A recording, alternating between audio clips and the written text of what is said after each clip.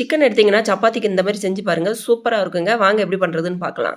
1/2 kilo chicken எடுத்து நல்லா கழுவிட்டு அதில் மிளகாத்தூள், மஞ்சள் தூள், கரம் மசால் தூள், இஞ்சி பூண்டு விழுது, தயிர், அதுக்கப்புறம் தேவையான அளவு உப்பு, கருவேப்பிலை போட்டு நல்லா ஒரு 1/4 மணி நேரத்துக்கு மிக்ஸ் பண்ணி வச்சுருவோம். இப்போ ஒரு பாத்திரத்தில் கொத்தமல்லி, ஜீரகம், பெருஞ்சீரகம், மிளகு, பட்டை, கிராம்பு போட்டு மீடியம் ஃப்ளேமில் வறுத்து ஆற வச்சுருவோம். இப்போ அதே பாத்திரத்தில் எண்ணெய் ஊற்றி ஒரு பெரிய சைஸ் பல்லாரி, ஒரு பச்சை மிளகா போட்டு கண்ணாடி பதத்துக்கு வர்றதுக்குள்ளேயும் நம்ம ஆற வச்சுருந்த அந்த மசாலாவை அரைச்சிருவோம். அதே மிக்சி ஜாரில் ஒரே ஒரு தக்காளி மட்டும் அரைச்சி எடுத்துக்குவோம். இப்போ வெங்காயம் கண்ணாடி பதத்துக்கு வந்ததுக்கப்புறம் நம்ம ஊற வச்சுருக்க சிக்கனை போட்டு நல்லா கிளறி விட்டுருங்க. தண்ணி எதுவுமே ஊற்ற வேண்டாம், சிக்கன்லேயே தண்ணி இருக்கும். அடுப்பை மட்டும் மீடியம் ஃப்ளேமில் வச்சுருங்க.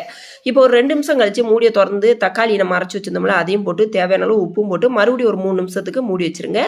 இப்போ எவ்வளோ தண்ணி விட்டு அழகாக வந்திருக்கு பாருங்கள். இந்த நேரத்தில் நம்ம அரைச்சி வச்ச மசாலாவும் சேர்த்துட்டு நல்லா மிக்ஸ் பண்ணி விட்டுட்டு மறுபடியும் ஒரு 3 நிமிஷத்துக்கு மூடி வச்சுட்டிங்கன்னா நல்லா வற்றி இந்த மாதிரி வந்துருங்க. சூப்பரான சிக்கன் கிரேவி ரெடி.